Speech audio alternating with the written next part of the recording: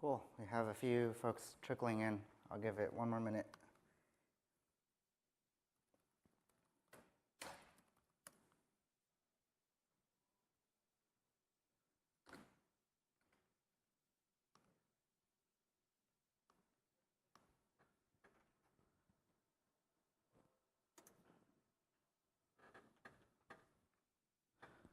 Awesome. Welcome, everyone.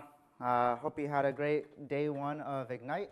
And today we will kick off day two with a overview of Azure Cosmos DB. My name is Andrew Liu. I work on the Azure Cosmos DB product team.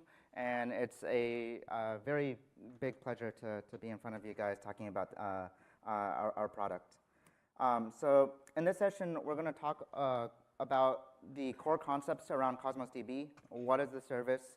The resource model, so that you have some context. We'll talk a little bit on a few topics around our resource governance layer, which centers around request units, how we scale out with partitioning, how we replicate and globally distribute data around the globe, how we make this friction-free and super easy to use with automatic indexing, and then we'll also talk a little bit about the new goodies that we have announced with Ignite right here at this conference.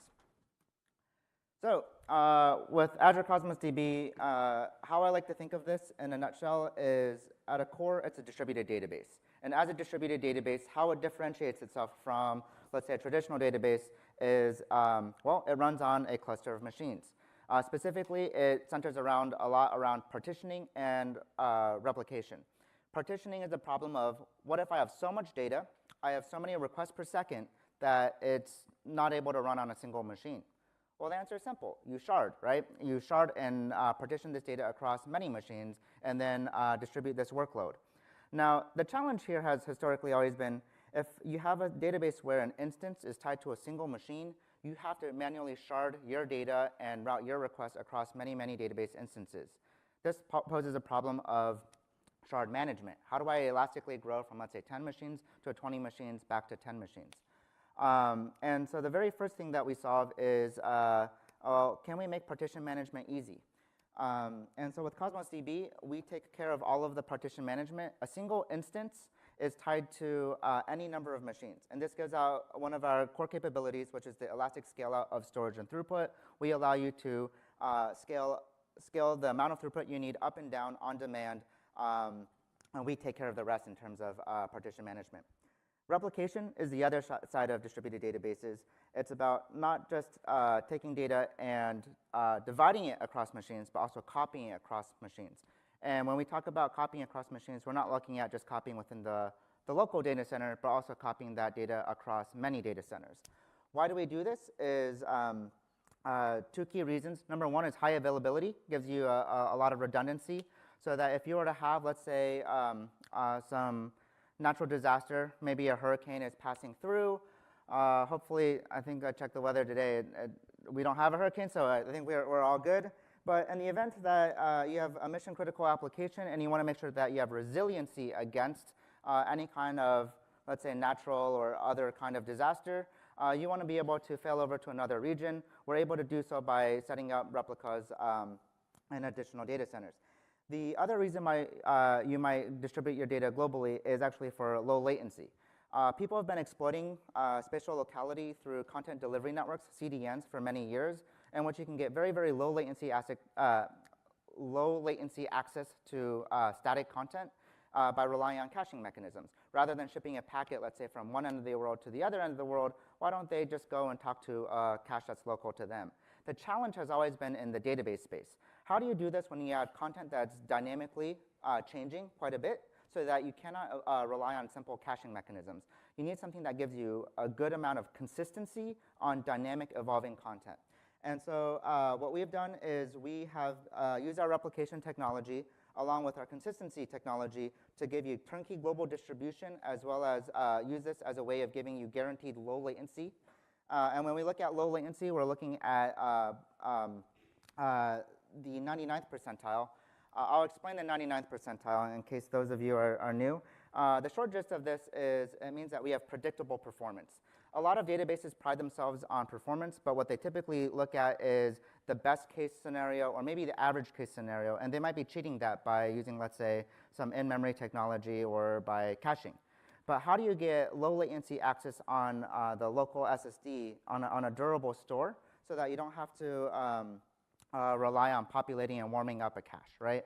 And how do we guarantee that in the worst case scenario as well? So by predictable performance, when we say 99th percentile, imagine you perform 1 million requests against a database. If I were to take all of those requests and sort them by the latency and pick out the middle, you know that as the 50th percentile, that's the median. But if I now go to the tail end and look at the 99th percentile and pick out what is one of the slowest requests to respond, can we guarantee that that is also very performant with very, very low latency? And that's what we're all about is we're also looking at predictable performance.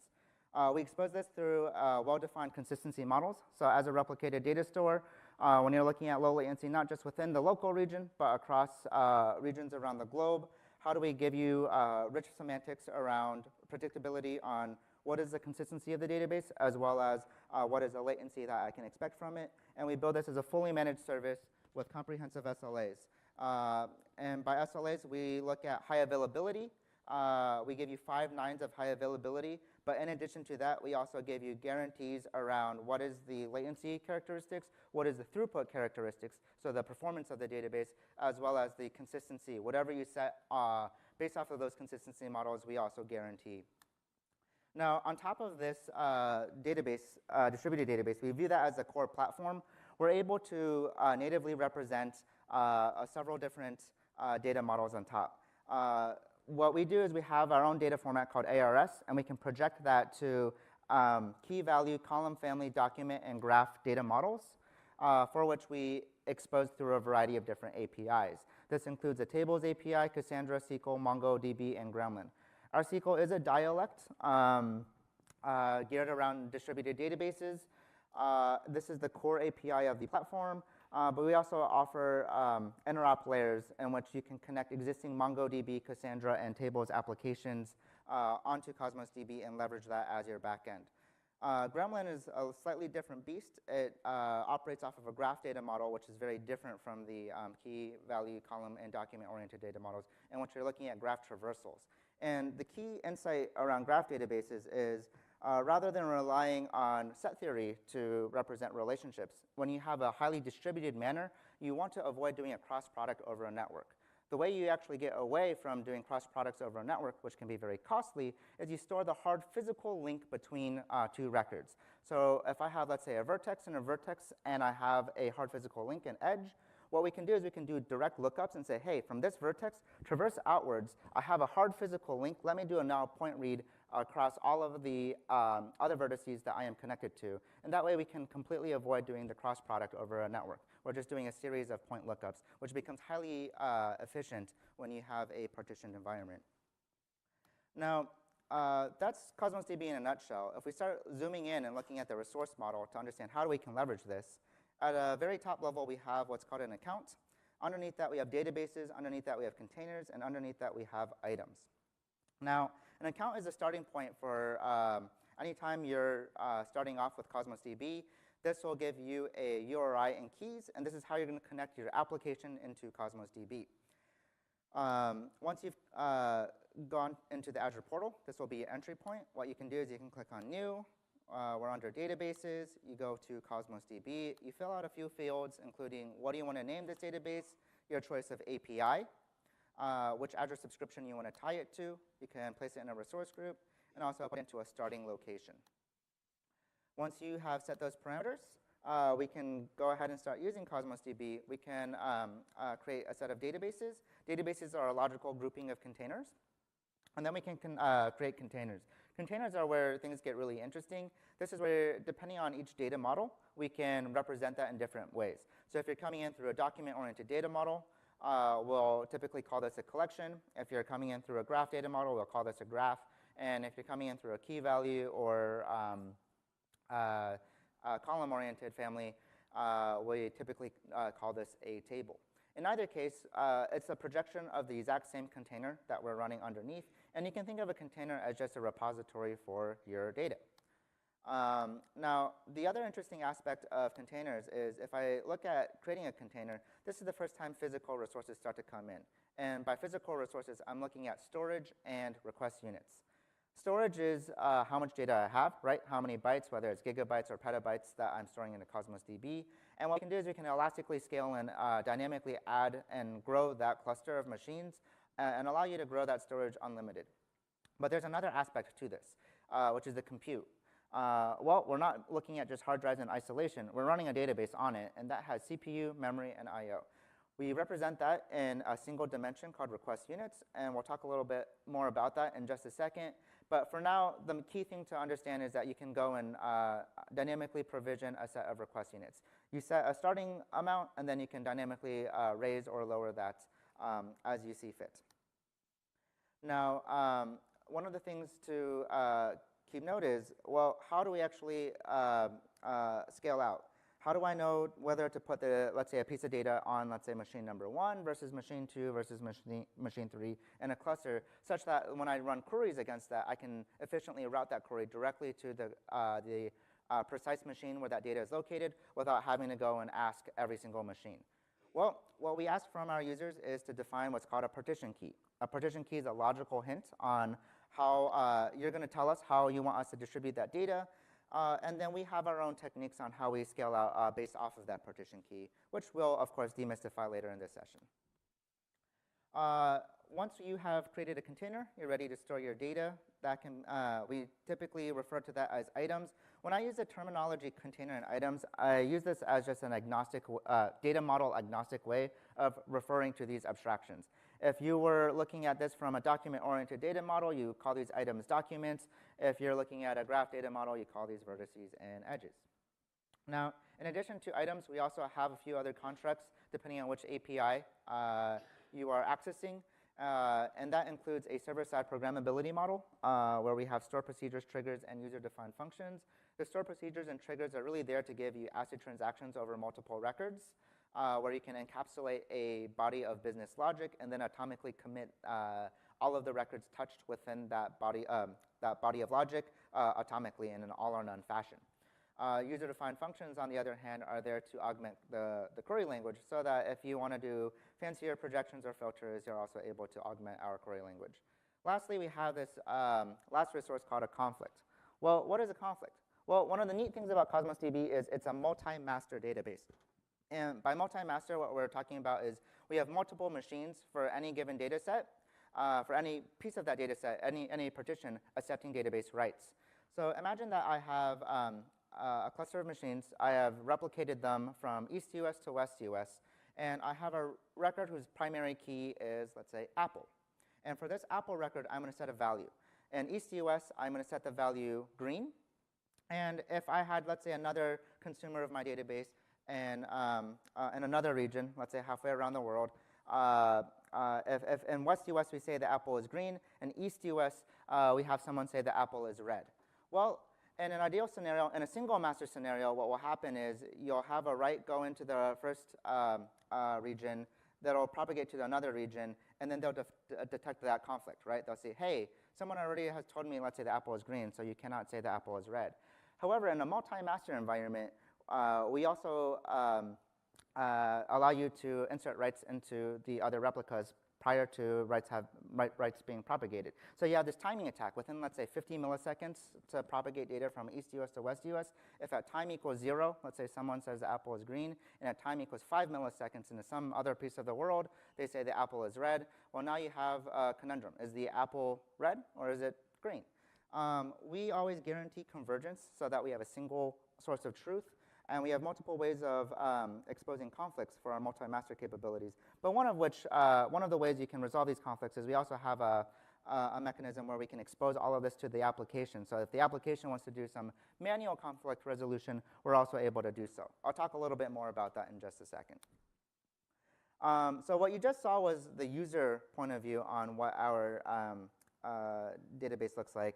But from a backend perspective, what we have is the view. I normally look at this starting from planet Earth. We have a globally distributed database composed of, well, the globe. And within that, we have today an ever-growing number of Azure regions. I believe we're like over 50 now. I've lost count. But as we grow this, in each of these Azure regions, we set up a bunch of physical infrastructure, their data centers, and inside them, we have these big racks of machines that we like to call stamps. We organize these stamps into fault domains. Think of that as a logical unit where we group a set of machines that have common infrastructure. And what we can do is we can deploy a cluster of machines across many different fault domains. And that way, if you have any failure, let's say a network switch were to go out on that rack, that's OK, because the cluster is actually distributed across multiple fault domains with replicas spread across them, so that we can then gracefully just keep the database online. And if we have, let's say, a replica set size of starting at 4, if one replica were to fail, and we can still maintain a quorum, and we can always go and dynamically bootstrap another additional replica. Within that cluster, we have actual machines, and within those machines, we have replicas. Replicas are going to be one of our core building blocks for how we assemble this database. Inside it has all of our goodies, including a resource governor for giving that predictable performance, a transport layer for doing all of the replication, admission control for authentication and authorization, as well as the core database engine itself, which composes a bunch of things, including our indexing layer, our query processor, and many other components. Now, how we map this is how we tie these things together back to the user-facing view is, as you create tables, collections, or graphs, we're provisioning these things called containers. And inside a container, what we're doing is we're creating a bunch of these resource partitions. Think of these resource partitions as a group of replicas. And within those replicas, we scale out by having many resource partitions, so that way, if you have a very large data set, well, we can go and partition that data out. And within each one of these partitions, we have a set of replicas. And in fact, what we have is we have 4 replicas per region, and in each region, we have a leader node to do all of the orchestration, as well as a forwarder node to do all of the replication between the regions. Now, what we do is we can then daisy chain a bunch of these resource partitions to do global distribution also within a partition. And we'll take a look at that in just a second. But for now, this kind of gives you an idea of how the logical layer and the physical layer meet together. So let's go into a few of the things that, if you were to know, let's say, just 3 things about Cosmos DB, what are the 3 most important things? It's going to be the resource governance, the partitioning, and the replication. The resource governance is all centered around this concept of a request unit. And what we're doing with request units here is, actually, I promise you, we're not here to confuse you. A lot of times when we start talking about request units and all of these different units that we have within Azure, the reason why we do this is actually to make capacity forecasting very, very easy. Imagine I go back to the on-prem world in which I have physical resources like CPU, memory, and I/O. And today, the business tells you, hey, today looks like we're running at about, let's say, 100,000 requests per second. And what we project is over the next year, we're going to grow this workload to about 200,000 requests per second. If you were building on CPU, memory, and I/O, the first thing you ask yourself is, well, how much CPU do I need? How much memory do I need? How do I go and scale my workload from 100,000 requests per second to 200,000 requests per second? Well, do I add a gigabyte of RAM? I mean, how many gigabytes of RAM actually translates to how many requests per second? That I don't know. And the moment I add some RAM, if RAM is the bottleneck today, I might actually find that CPU becomes the next bottleneck. And so what you end up doing is you have this whack-a-mole process of going, well, memory seems to be the bottleneck right now, so let's go add some memory. We'll just shotgun, add some memory, see if we have scaled our workload, and if we don't hit our target, let's look at the next bottleneck. Oh, maybe it's CPU now. Add some cores, have we hit our target? And you play this whack-a-mole until you've hit your target. Well, that's not a very nice, convenient world to live in, especially if hardware is hard to come by and you have lead time in terms of getting that installed into your physical machines. So how do we make this world a better place? Well, if we want to go the far extreme, like the first click stop is we virtualize everything, and we do everything through virtual machines. But we can actually go one step further. And by going to request units, what we can do is we can normalize everything into a single dimension. We know that this is a database workload. We don't have to go and, let's say, support arbitrary things like applications running something like Kubernetes on Cosmos DB, we know that this is going to be the database. If you want to use Kubernetes, we have AKS as well, right? And because of that, we can actually choose hardware SKUs that match very, very well for a database workload. And by collapsing all 3 dimensions into a single dimension, you can now just have one convenient thing, add more RUs. And we actually make this very, very predictable as well. Every time you perform a database request, we actually tell you exactly how many request units that took. So if a request took, let's say, 2 request units, and you know you need to do 100,000 of these per second, well, 2 request units per operation times 100,000 operations per second is 200,000 request units per second. And if your business tells you that, hey, I need you to go and scale my database to 200,000 requests per second, I can multiply 200,000 times 2 and come up with the answer, oh, then that means I need to configure my database to have 400,000 request units per second. This month-long whack-a-mole process of capacity planning, you can now do in just mental math, just like that. Now, why we use request units as opposed to requests is not every request is the same, right? If you do a database insert versus a database read, and whether that read is a query that retrieves 5 records versus 5 million records, well, what you'll find is that uses a different amount of CPU, memory, and I/O underneath. So how we handle this is what you want to do is, for your database workload, take a request that is very representative of your database workload. Here's a typical record, and I'm going to write it, I'm going to read it, and I'm going to run a typical query. If I look at the request units returned for each one of those requests, that gives me my baseline for how do I multiply my concurrency needs by my request units per operation to derive how much request units I need to go ahead and provision. The model is very, very simple. It's similar to a token bag model. So imagine that I have a token bag. If I have, let's say, 100,000 request units provisioned, think of that token bag as it has capacity for 100,000 of these tokens, and it replenishes also at a rate of 100,000 of these tokens every second. Every time I perform a request, I take some tokens out based off of what that request consumes. And if that bag ever were to empty out, what it'll do is it'll say, hey, hold on. You've used up your tokens, but don't worry. If you retry in just a second, you'll have more tokens. So just retry a second later. Now, I realize request units, it's an important topic to discuss. And from an operations perspective, if there's one metric you monitor, it will be the request units.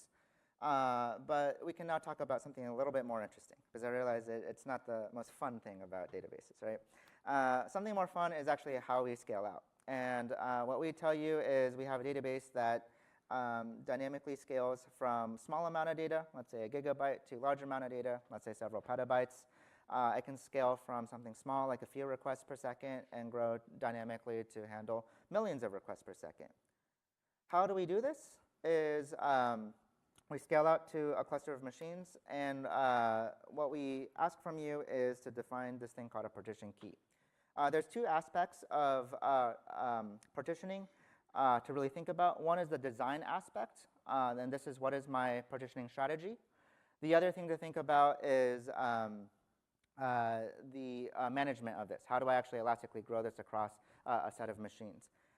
Frankly, the management is the hard problem. How do I distribute and make sure that the database is, or rather the data is well distributed, that I'm routing requests efficiently, and that I can dynamically grow and shrink? Cosmos DB will handle the management part, but what it does ask you to do is think about the design aspect. The design aspect is you choose a partition key. So let's demystify what happens behind the scenes when you choose a partition key. The way you want to think about this is a partition key. Think of it as like a logical partition. And what we're doing is behind the scenes, we're using consistent hashing, where we go and distribute that across a large number of physical partitions. And what we can do is we can also co-locate those logical partitions across a much smaller number of physical partitions. Now, why we do this hashing first is to make sure that we have a good pseudo-random distribution that is deterministic. And what you want to make sure is that if I have, let's say, a sequential user ID, where I have user ID 1, 2, 3, 4, 5, I want to make sure that that's actually well distributed across the cluster of machines, as opposed to front-loading that onto the first machine. Now, what we can do from here is if we hash that, and I take all of these user ID values, and plot them across, let's say, a number range from the min value to the max value, what we can do is we can divide that range of hash values into buckets. These are what we map to the underlying physical partitions. So imagine that if I have storage requirements that dictate I need at least 3 partitions, I have throughput requirements such that I need 4 partitions. Cosmos DB will then know that, hey, by provisioning 4 partitions, I have neither a storage or throughput bottleneck, but at the same time, I've collapsed the number of logical partitions down so that I'm very, very frugal on resources, keeping the costs low. Now, what we then look at here is an example where we have on that range a set of logical partitions, the user ID, Andrew, Mike, Bob, Dharma, Sharish, Karthik, etc. And you can see what happens here is that first quarter of hash values will map to the first partition, next quarter maps to the next partition, and so forth. Why we do this instead of doing a naive hash is to handle the growth problem. Well, what happens if a partition were to grow? Let's say that fourth partition, you can see that Dharma, Sharish, Karthik, Rima, Alice, we've packed quite a few different logical partitions there. What if that were to start either filling up in terms of storage or starting to get hot in terms of throughput?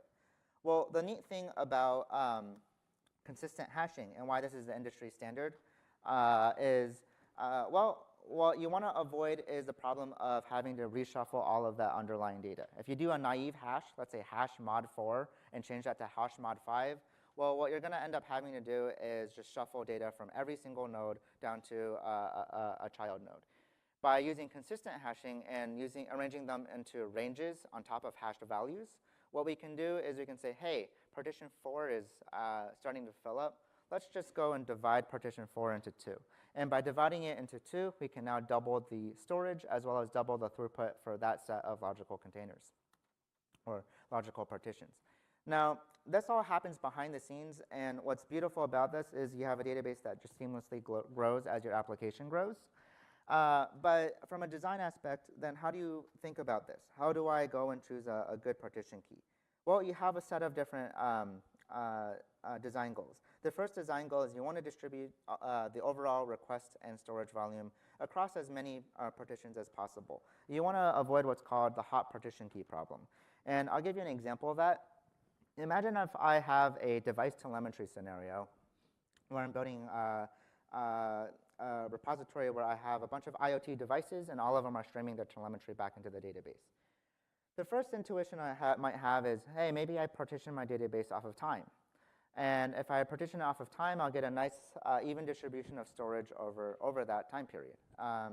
The problem here is that at any given point in time, all of those writes per second coming in will have the exact same partition key value. The current time value is the same. And what will happen is if I have, let's say, three partitions here, as you'll see, all of the requests will actually come into a single machine, meanwhile leaving all of the other machines idle. That's not a very good way of scaling out the application. Instead, if I were to choose a different partition key, such that maybe I choose, let's say, the device ID, well, at any given time, not only is my storage well distributed across all of the different devices, but so is my throughput. All of the requests at any given time are actually coming in through many devices. In fact, my scalability requirements likely will scale as the number of devices grow. And this will be then a very intelligent partition key to choose. The other design goal that you want to think about is how do I make sure that I can scope that partition key to support multi-record transactions as well as for routing my queries efficiently. So let's think about this a little bit. For that first design goal, to get that even distribution of storage and throughput, I can actually look at the pathological case. The pathological case is why don't I just, let's say, partition off of the ID of a record, the primary key of a record. That way, every single logical partition has exactly one record, and I've distributed things so evenly that I never will have a hot partition key. Now, that on the surface it could work. If you have a key value workload, that actually will work fantastically well. But the challenge here is now if I run a query and say select star from this, let's say, container, where any other attribute is equal to some value, the challenge is how do I make sure that I can go and efficiently talk to a single partition as opposed to having to go ask every partition. This is the fan-out problem. And to give you a very concrete example, if I have partition off of device ID, that means running a query where I say select star from this container where device ID equals 1, 2, 3. Our clients are actually intelligent. When they start up and you initialize the client, it actually downloads the topology of the database, and it'll say, you've partitioned off of device ID. I see that you have a where clause with device ID 123. Let me go hash 123. It hashes to, let's say, value x, and I know that value x is on machine number 5, so let me go and ask machine 5 directly. The challenge here is if I go and run a different query. So let's start from this container where, let's say, temperature is greater than 80 degrees Celsius. Well, it turns out that every device may or may not have relevant data, and the only way for you to find out is, well, you ask each one of the different machines. Now, I want you to distinguish routing and indexing are two different things. We can go and do a fan-out query where we touch the index of each of the machines, and it's still an index query. Likewise, we can also do something where we efficiently route to a single machine, but if it was poorly written, we still have to do a scan. Now, an ideal query both is efficiently routed as well as leverages the index. Now, coming back to how this impacts your design decision is, well, what you want to do is you actually want to choose a partition key that if you have a read-heavy workload, it also represents any queries that have very, very strict latency needs as well as high concurrency. And what I mean by high concurrency is I think a lot of people enter what I like to call analysis paralysis over this, where they'll spend, let's say, the next month debating, like, oh, what if I need to query this? What if I need to query that? And what ends up happening is you can get stuck in terms of choosing a partition key. But the thing to remember is, you know what, fan-out actually isn't that bad. If I have a query that I run, let's say, on an ad hoc basis, maybe a couple times an hour, it's OK for that to fan out. We can parallelize asking each of the partitions, touch the index. It'll use like one RU, say like, hey, I have nothing interesting here, and then return. What you want to be careful of is when you have queries that have very, very high concurrency. If I'm running a query that, let's say, runs 100,000 times per second, well, if I'm going to go and touch every single partition 100,000 times per second, now every one of those partitions are going to start running hot, and this doesn't become a very scalable solution. So the main thing you want to do is also look at queries that have high concurrency. So that actually boils this down to a set of steps for success. And this is typically what I normally walk through whenever I'm designing a solution on Cosmos DB. First thing you want to think about is ballpark the scale needs.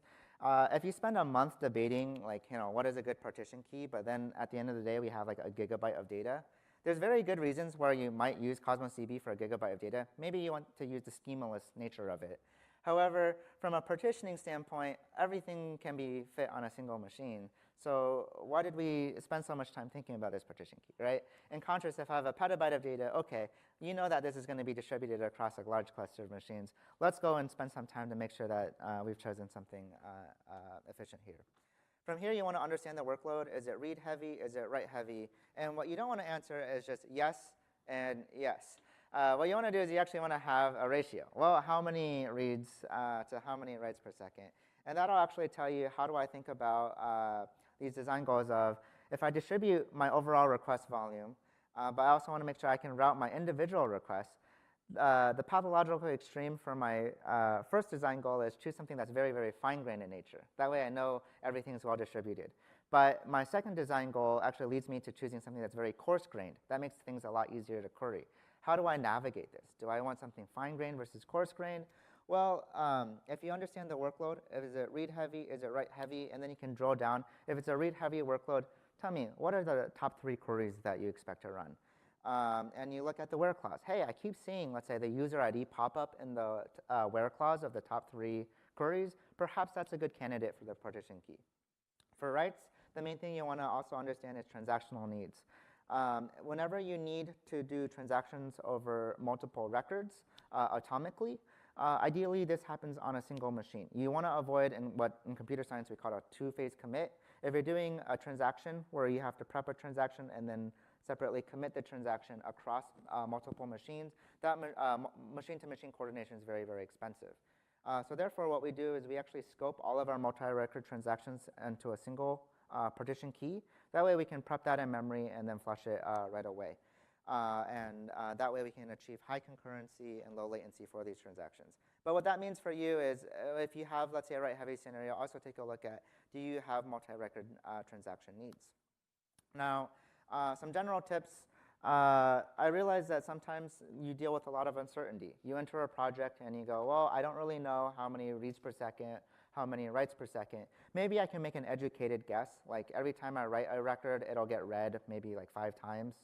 But what you want to avoid is analysis paralysis. I actually see this happen a lot with different development teams, where they spend decades debating this without making a lot of progress.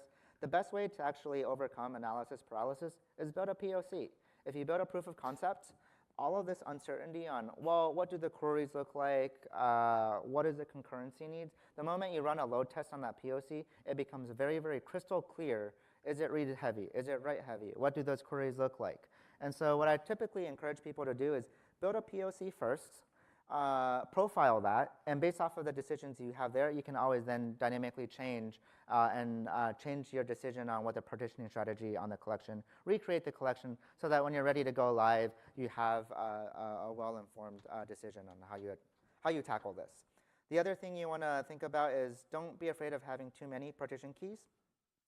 The partition key are logical partitions. There's no need to, I have seen people where they might truncate a value or they'll group it into smaller buckets. The reason why I say this is if you only have 2 partition key values, we can only ever spread this across 2 machines at most. If you have 1 billion partition key values, we can always start small on, let's say, 1 machine or 2 machine, but we can always grow that to very, very large machines. If you have 1 billion values, we can grow that to 1 billion machines.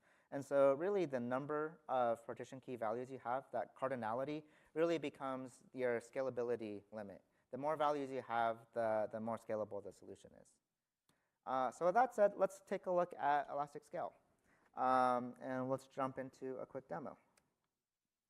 So what I have here is I have a Cosmos DB account that I have provisioned. And whenever you touch Cosmos DB, the first thing you'll see is, you go into the Azure portal, you'll see a UI like this.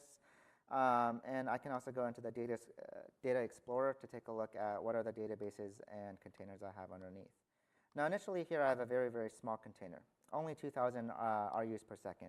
That's going to be good for about 2,000 reads per second, or about, I would estimate about like 400 to 500 writes per second, in which a write takes roughly about 5 request units.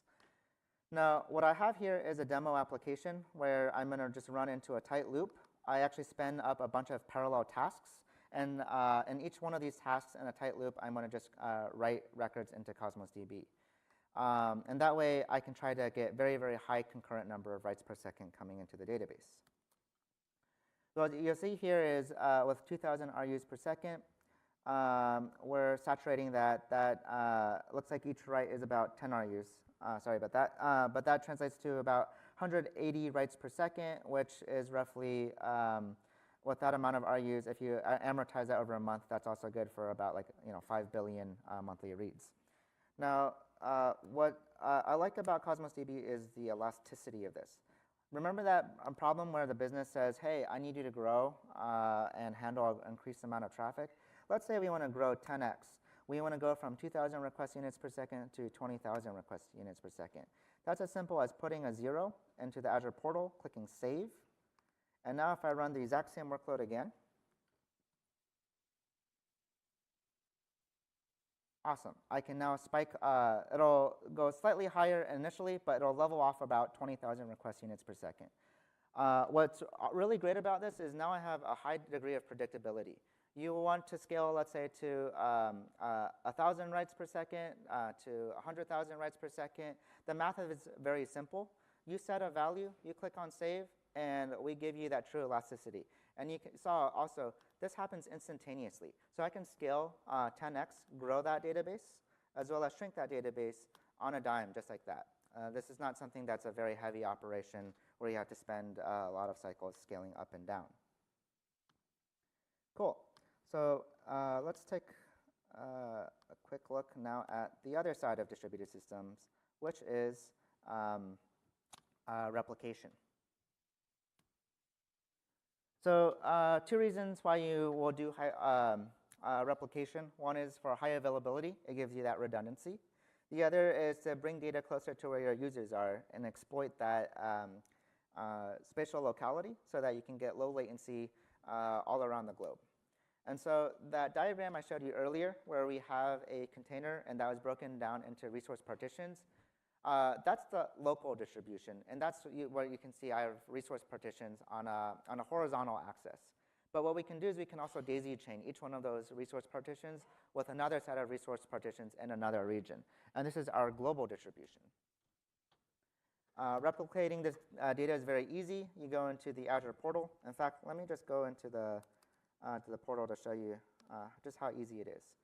I can go into the Azure portal, and let's say that tomorrow my business is doing an expansion. Maybe I have, let's say, an e-commerce shop, and I'm finding that I have a lot of traffic actually coming out of East Asia.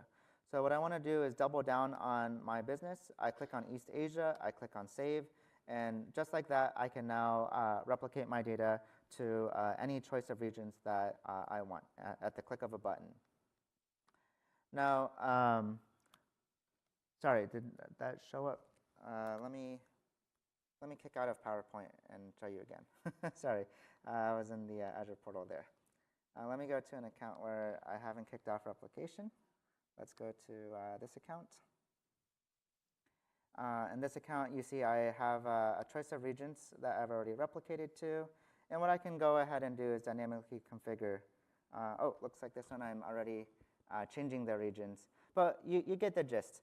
Basically, I can click and add a region. I can remove a region just on demand, so that setting up another replica, I don't have to do any kind of data center configurations, quorum configurations, or touch any of these different configuration knobs. Instead, what I can do is I can just say, you know what, add a region. Let's say for this account, we're going to add, I don't know, Brazil. We want to have presence in every one of these continents. I click on Save, and just like that, I've added Brazil to this data set. Cool. So now the impact of this is the latency as well as the availability. And with that said, one of the cool new things about Cosmos DB that we're launching here at Ignite is we're GAing our multi-master capability. Previously, what you had is a single region for writes, where you affinitize all of the writes to that one region, but then you made reads ubiquitous to all regions. By launching multi-master and having every single one of these regions also capable of serving write requests, what that allows you to do is two things. Number one, it dramatically reduces the latency of your write requests so that we can now serve single-digit latency write latency in any number of regions around the globe, as well as we can improve the availability of writes. So previously, we're giving you 4 nines for writes, 5 nines for reads. With multi-master, we're able to give you 5 nines for reads and writes. Now, from a latency perspective, I had a workload here where I had, let's say, Southeast Asia and West US set up. And you can see that the latency between these two regions is about a couple hundred milliseconds. If I go and bring that workload closer to where the database is, I can achieve single-digit millisecond latency. And configuring this is very easy. You saw how I configured the server and set up what regions I want my data in. Once you've set up what regions you want your data in, the other thing to set up is from the client application perspective. From the client application, what we do is we expose a connection policy where you can set a set of preferred locations. Why we do this is in each different application, you might want to fail over in a different priority. So for example, if I have an app instance in West US and I have an app instance in, let's say, West Europe, well, my app instance in West US might actually prefer failing over in the order of, let's say, West US, then East US, and then Europe, West Europe, and North Europe. In contrast, my app instance in West Europe might prefer, well, I want to fail over in the order of West Europe, then North Europe, then East US, and then West US. So what you can do is you can configure this on a per application basis.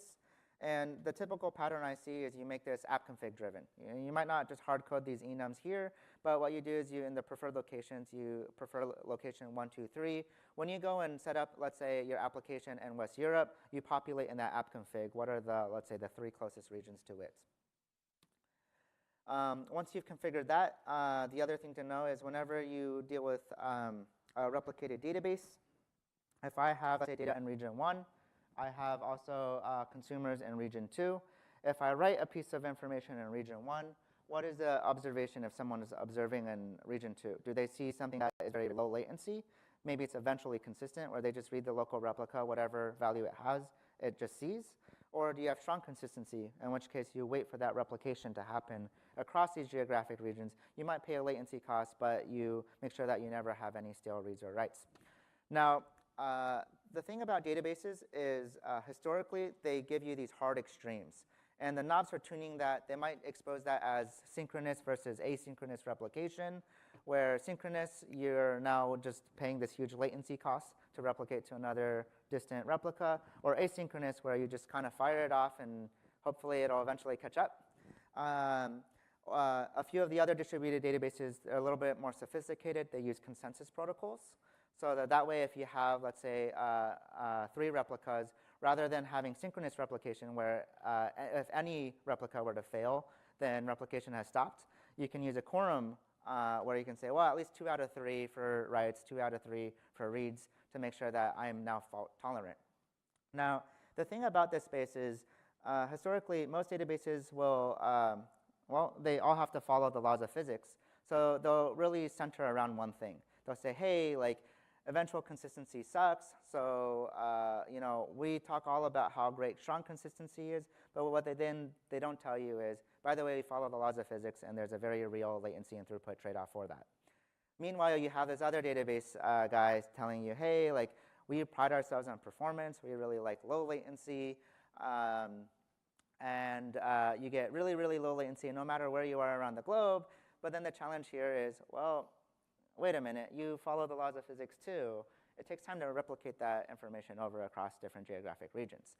So you typically sacrifice some consistency. Now, what we wanted to get away from is forcing you into these hard black and white extremes. It turns out that, well, there's some nice shades of gray that are actually, they give you great predictability in terms of that consistency, as well as they give you very, very good, nice trade-offs with respect to latency and throughput. And so this is why we have 5 well-defined consistency models. In addition, from strong and eventual, we also have these nice click stops, bounded staleness, session, and consistent prefix.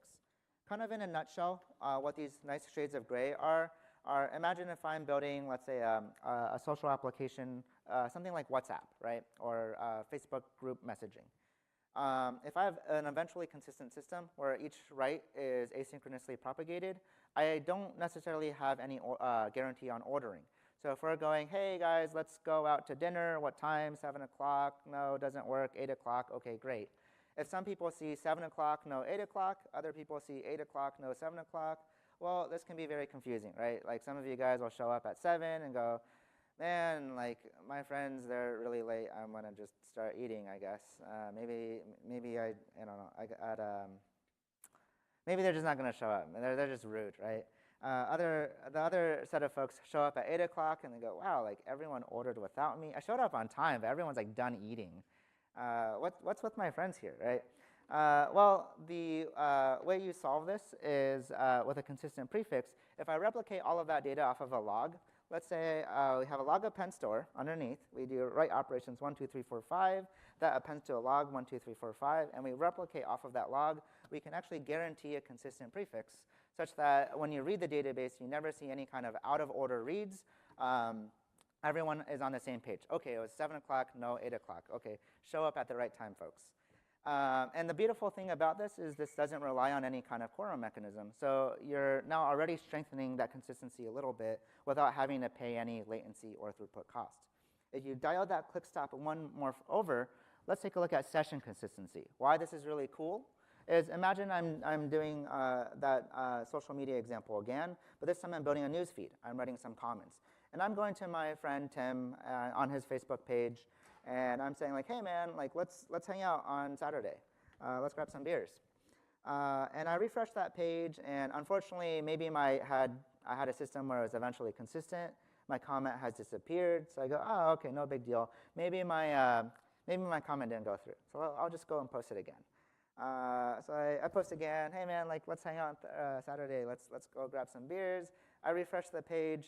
Ah, dang it, my comment disappeared again. Okay, 3rd time's the charm. I'm going to write it one more time, and then if it goes through, great. If it doesn't go through, okay, maybe I didn't like Tim that much. So I posted a 3rd time. I refreshed the page, and then to my horror, now I've posted 3 times. hey, Tim, let's hang out. Let's grab beers on Saturday. Come on, man, let's hang out. Let's hang out. And all my friends are thinking, wow, Andrew, what is with you? Like, and it's like, Tim, like that amazing to hang out with? Like, what's going on here? So what would have been beautiful is rather than having to navigate a strong consistency, in which case, you know what, my website might be really slow. There's like a billion other people liking cat videos, and I really don't care if I see their likes right away. But in eventual consistency, I might also make a fool of myself, and it's really hard to program against if I send a comment and I make sure that I want to keep that comment. Session consistency is all about, well, what if we go and scope that consistency just to my session? I can read my own rights, and within the context of my session, time always moves forward. There's no such thing as stale reads, but I don't want to pay the global penalty of every session, every other user's liking cat videos slows down my database requests. So that's normally the nice click stop where we see most of our usage. And then lastly, bounded staleness is we can put bounds on how far replicas are lagging behind. By putting bounds on that, the beautiful thing that we can do is if you have, let's say, business objectives in terms of the recovery point objective as well as the recovery time objective of when you fail over to another region, we can actually put very, very hard SLAs and basically, our replicas they understand how far other replicas are lagging behind. If I go and let's say replicate operations 1, 2, 3, 4, 5, I can track, well, what time did they last acknowledge, as well as how many operations ago did I see that last acknowledgement. So now I can actually give you very, very precise measurements on what is the recovery point objective. And not only that, but we can actually put logics that says, hey, if I ever hit this threshold, where I'm hitting, where I see a replica lagging further behind, prioritize replication above all else. Maybe even rate limit and put some back pressure on other requests to force replication to happen. And that's what bounded staleness gives you, is that predictability if you need hard SLAs on RPO for your DR regions. So let's go and jump over to a demo. Same set of accounts and virtual machines. This time what I'm going to do is I have, let me kick out of the PowerPoint, one sec.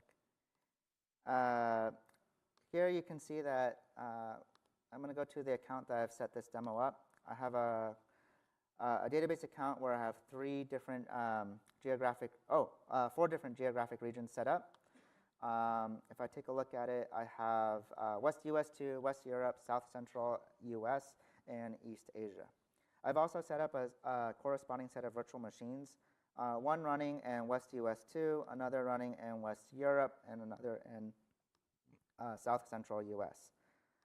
So let's go into the West US 2 VM first, and let's go to some code here. In this code, what I do is I have just a while true, and I do a very simple test here. I issue a request against the database. I have a stopwatch, and I time that time it took to do that database request. And then I just output that to the console. Now, in West US 2 here, OK, things are going well.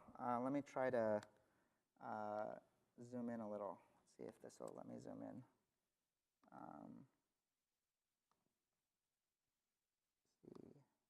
Font.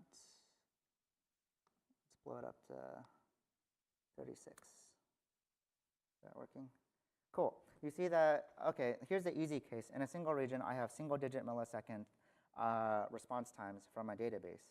But what if I look at the other regions I have around the globe? So let's go to South Central US. Same code here. I have same stopwatch. I'm going to run a live workload against the database. OK, beautiful. After initialization, I now have single-digit millisecond latency as well. Now, here's the kicker, is let's go to somewhere very far. Like South Central and West US 2 aren't very far, right? If I go and take a look at this code in West Europe and run it again,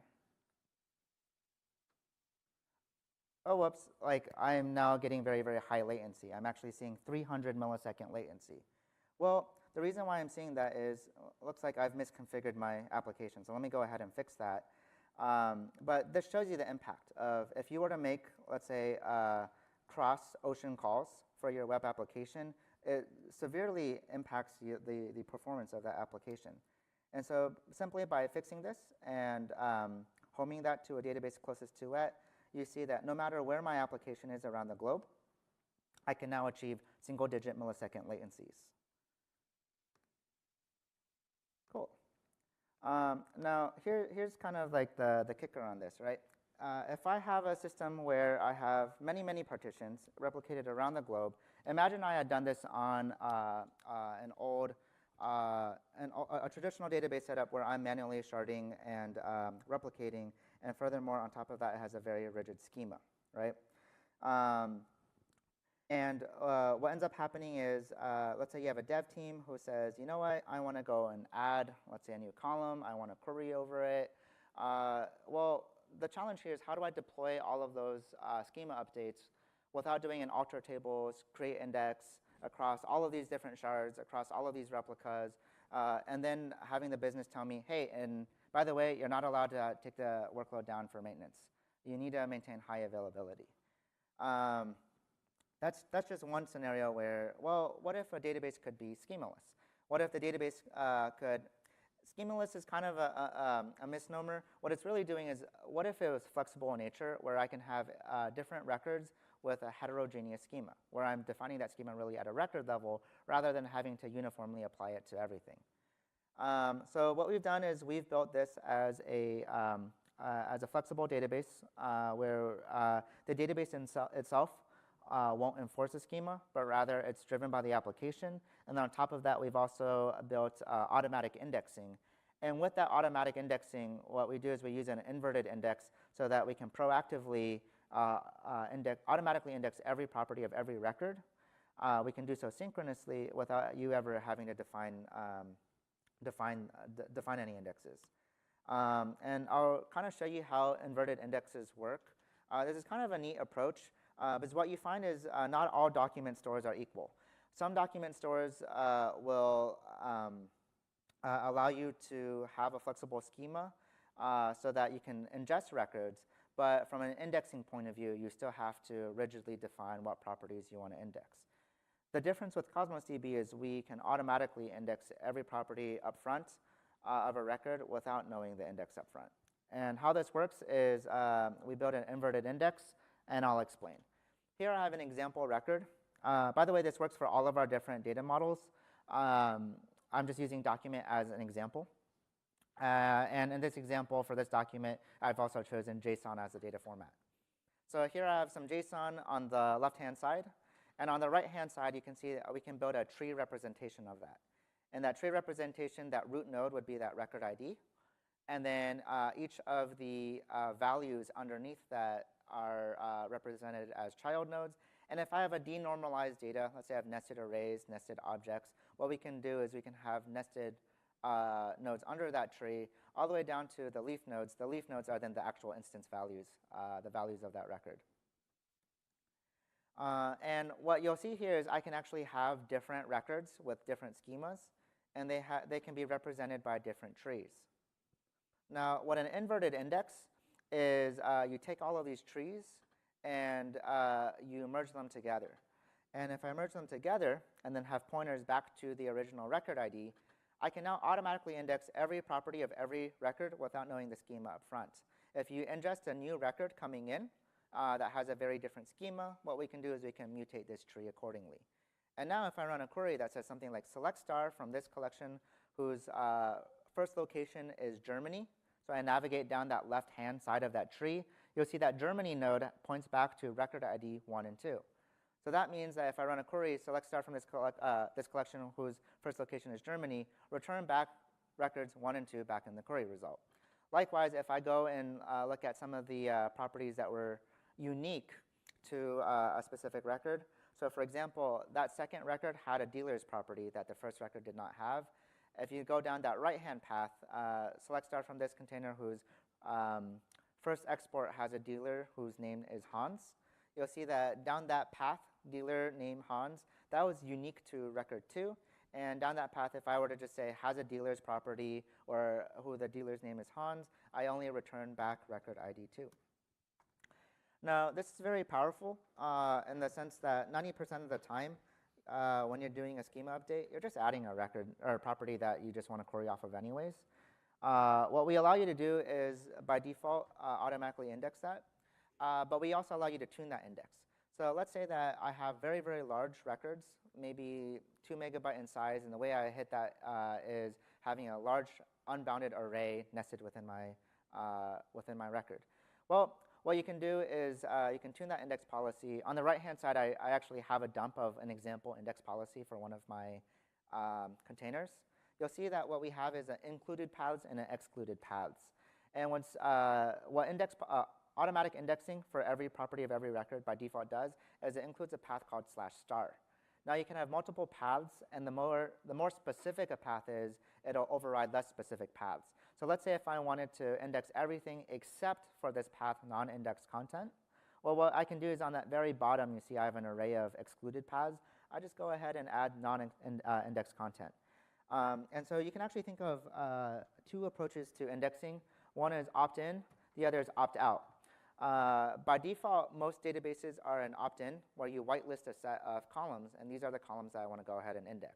In that case, what you can do is you can exclude /star and then include only the columns or properties that you desire to query off of. But you can also do this thing called where you opt out, you blacklist. So by default, I index /star, and then over time, as I understand my workload and want to tune it, I can go and prune those paths I know I don't need to query by adding them into the excluded paths. So let's jump back over to a demo. You saw that account I have, and this is that scenario, right? Like I have a highly partitioned database set up with replicas all around the world, and I just want to do some lightweight schema changes so that my application, let's say in my application I just want to add a new property. So let's go ahead and go to one of our records here. These are all the records that I jammed in during that load test. And let's say I just want to go ahead and, you know what? You guys actually see the example data set I have here. It's a gaming data set where I have a bunch of players for a game. You, sir, what's a property you'd like to add to this data set?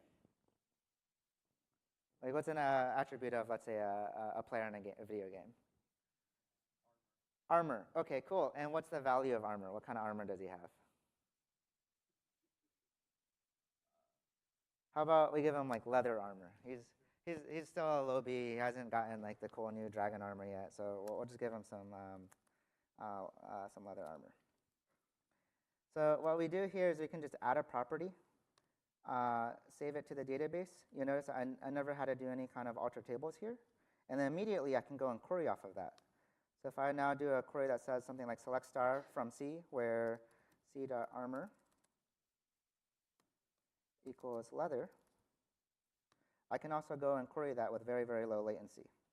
And this is some of just the beauty of having a schema-agnostic database with automatic indexing is from a productivity standpoint. Imagine now you're trying to hit some deadlines, and you're working on this POC, and of course, what ends up happening is you have some crappy product managers who never really stick to the requirements up front. And what they do is they keep evolving the business requirements on you. You have to go and keep making sure that the application, can cope with those business requirements as they evolve. This gives you a way of very, very rapidly building that application and meeting those business deadlines. Cool.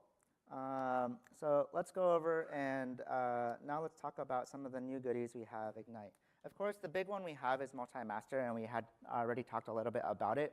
But the big change here, the summary of this is with multi-master, all of the different regions become writable. And that gives you very, very low latency writes, single-digit millisecond writes at the 99th percentile across any number of regions, as well as extremely high write availability, 5 nines of write availability. I'll take questions in just a second. The other things that we've recently announced, we have a Cassandra API that was in preview. We have now just GA'd that as well. That allows you to take advantage of Cosmos DB as your backend for existing Cassandra applications. We have announced this new capability called reserved capacity.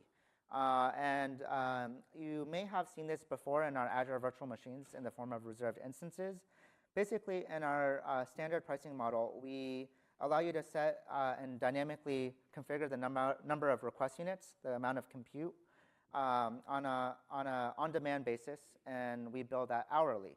And so by default, if you have workloads that are hot, let's say from hours from 9 to 5, and go cold after that, you can always raise the RUs from hours 9 to 5 and decrease after hours.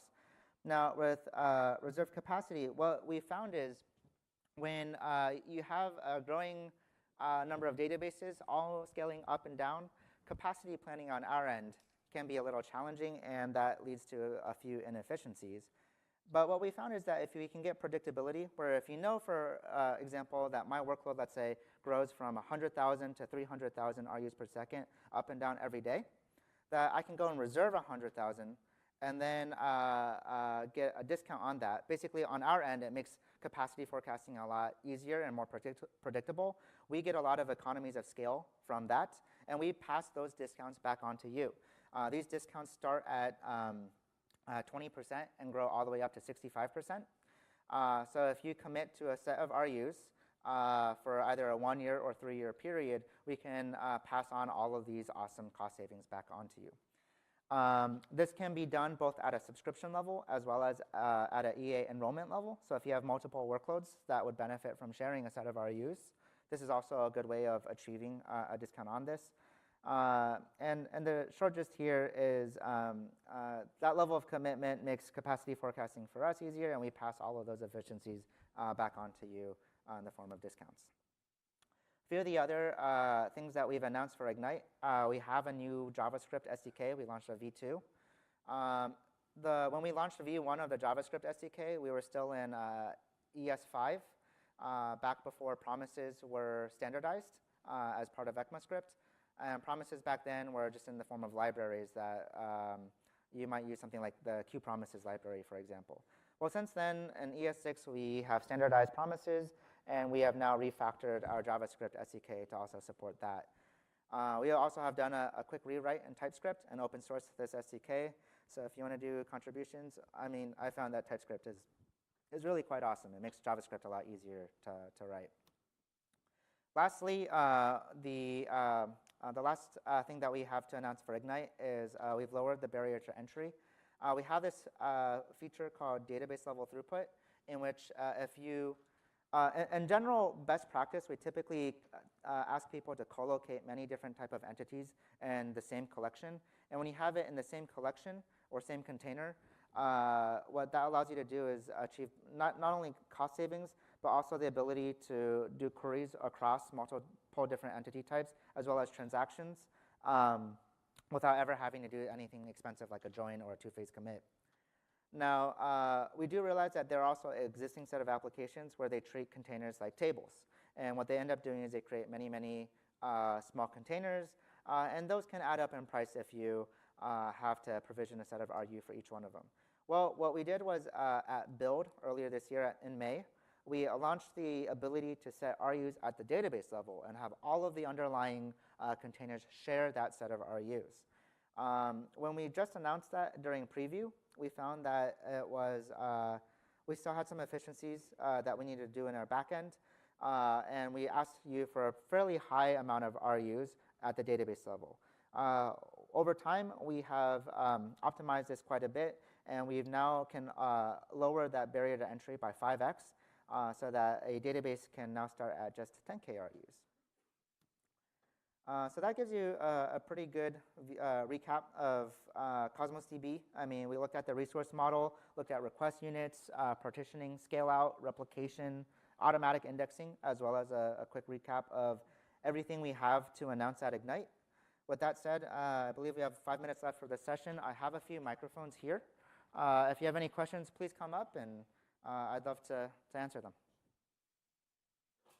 Talked about the inverted indexing. How is a casing handled? Excuse me, can you repeat that? You talked about the inverted indexing. Inverted indexing, yeah. And then how is in fact, the specific example about the Germany example, how is the uppercase, lowercase handled? So the question is about case sensitivity of the inverted index. The inverted index is case sensitive.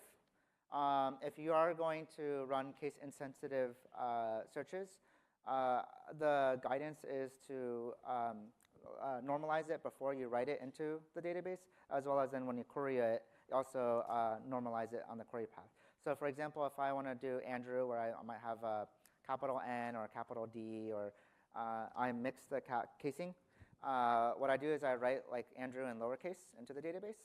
And then when I query back from the database in my where clause, I also to lower that ahead of time. We are working on some syntax sugar to wrap this, where you can do transformations as data is written in.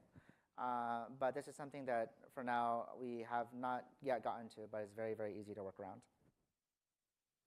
Hey, morning, Andrew. Thanks for making my brain hurt so early in the morning. Quick question. You're welcome. You had an example of, let's say I have a database that's actually in the instances in California. I have another one in Johannesburg, South Africa. You showed an example of I think it was called a client policy in your application that pointed to either. Is there a way to get around that with doing some sort of like SQL Server listener or something, so your application only points to one DNS and it figures out everything else that's on the top line? We actually did release a new feature in our newer SDKs where you can set current location. And what we've done is we've actually will auto-populate that preferred locations array. To be clear, how the behavior of that preferred location array works is the client just checks to see if it can connect to that location. If it cannot connect, it just falls back to the next array entry. So what you can do is you can actually set a set of locations that you may or may not have actually even added to the database, and the client will gracefully fall back to whatever it finds next in the array. But to make this easier, in the new versions of the SDK, there's also this set current location in the connection policy. And if you, for example, do a set location West US, we've already done all of the latency testing to see, well, what are the closest regions? So that will auto-populate that set of preferred locations. And that'll make it a lot easier.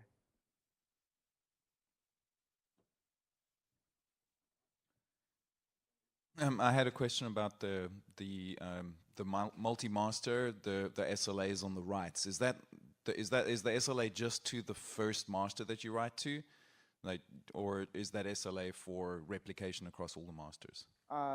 The SLA applies to at the account level. If a region were to go down, to be clear, what we'll do is we'll make sure that it's writing to all of the remaining regions. But how the SLA is defined is then at the account level. So if you write a piece of data, let's say I write record 5, then we guarantee that on the account, on all of the available regions, they see record 5, and on all queries, you'll also see record 5.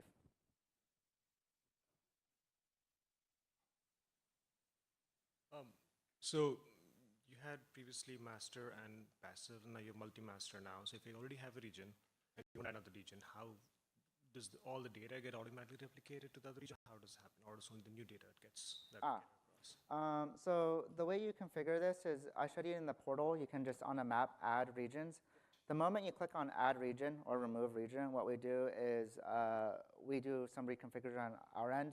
So for example, if I add a region, what we do is we start replicating to that new region, we bootstrap it. There is a catch-up period where we have to go and make sure that all of the existing data set gets moved over.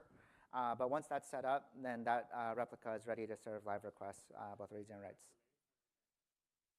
Is there SLAs for how long it takes to set up an additional region?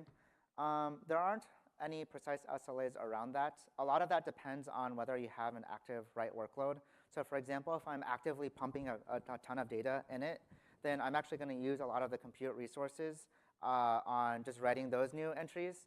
That might slow down the replication time. But with that said, it's typically fairly fast. I would measure it maybe like an hour, or a couple hours if you have a very, very large data set. It does get parallelized. So keep in mind, like if I go and let's say I have a 5 petabyte, let's say Cosmos DB instance, something enormous, that gets broken down into individual partitions. And each of those partitions are what we're doing replication on. So whether it's 10 gigabytes or 10 petabytes, the amount of time will actually be fairly similar because each of those partitions can set up and bootstrap replicas independent of each other. So with the partitions, let's say I have a collection which is set up to 30 RUs and it's divided into 3 partitions. How does each partition get the RUs? Like, does it have its own RUs, or it depends on the leader RU? Like, the 30 gets split into 10 each for each partition? Each partition will have the RUs are evenly divided across each of the partitions, which is why we ask you to also make sure that when you choose a partition key, that your RUs are divided across those partition keys. And that's the thing, is like if you have a very hot partition key on the underlying physical machine, if what you'll find is like that is where all of the CPU resources are being spent, or RUs are being spent, you can end up getting rate limited on that machine, meanwhile other machines are left idling. So the key here is you want to get a very, very even distribution of RUs across partition key values, or as even as possible. If you have, let's say, 100 partition keys that are hot at any given time, 100 will actually be well distributed across all of the underlying physical partitions. That would be no big deal. But you don't want like a single partition key that runs really hot. But yeah, to go back to your question, the RUs are evenly distributed across the partitions. Partition breaks down into more partitions, so the primary one will keep splitting the number of RUs that distributed. So what happens when a partition were to split? What we do is, let's say if I have partitions A, B, and C, right? And they each have, like, let's say, a third of the data. When C splits, what we do is the child of C each get half of C's RUs. And the reason why we do that is because from a range perspective, now you have, let's say, a range of values, a third of the range, a third of the range, and a sixth of the range, and a sixth of the range, that they should get the corresponding amount of RUs allocated. And then when we increase or decrease the number of RUs, then it readjusts how much each partition gets?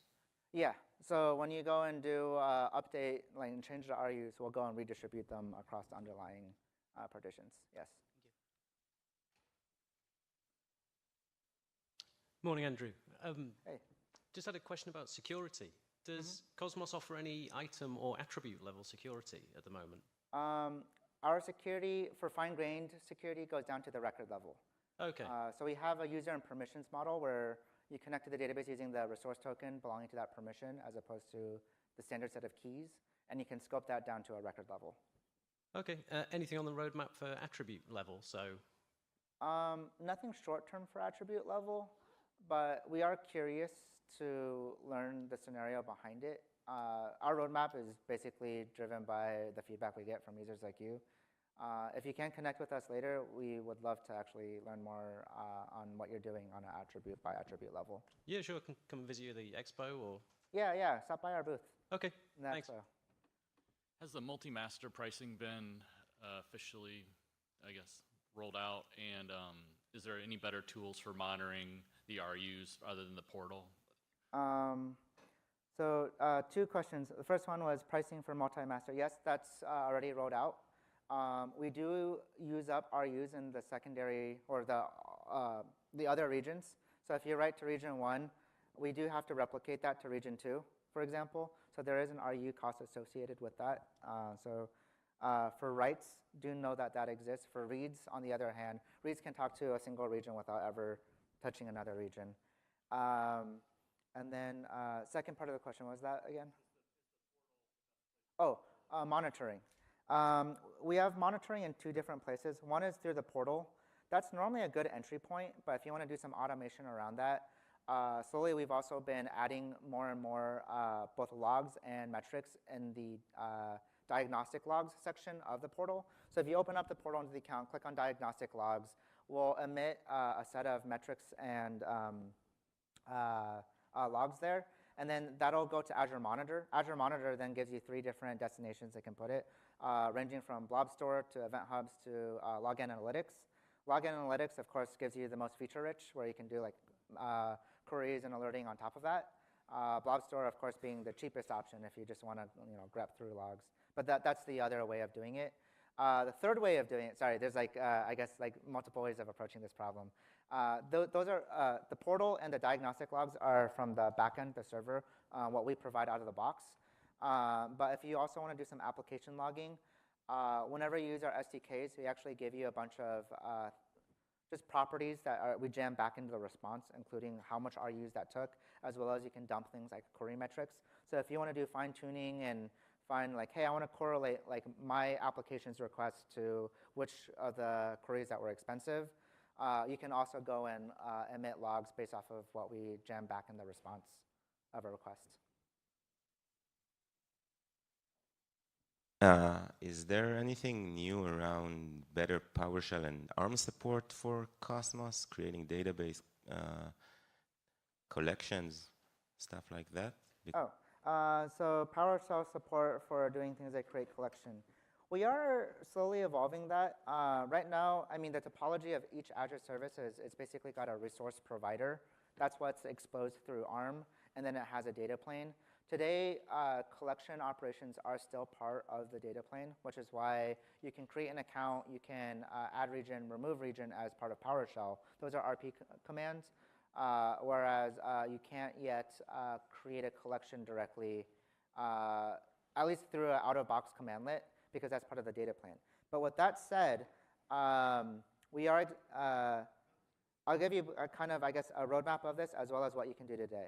For a roadmap of this, we are evaluating exposing some of these through our resource provider, and that gives you a way of not just doing PowerShell, but everything that that ecosystem gives you. In terms of short term, we do have a REST API for the data plane. And so one thing I've actually seen a lot of people do is if they want to do some automation in PowerShell for, let's say, dialing up RU, dialing down, is you invoke the REST API for the data plane. Cool.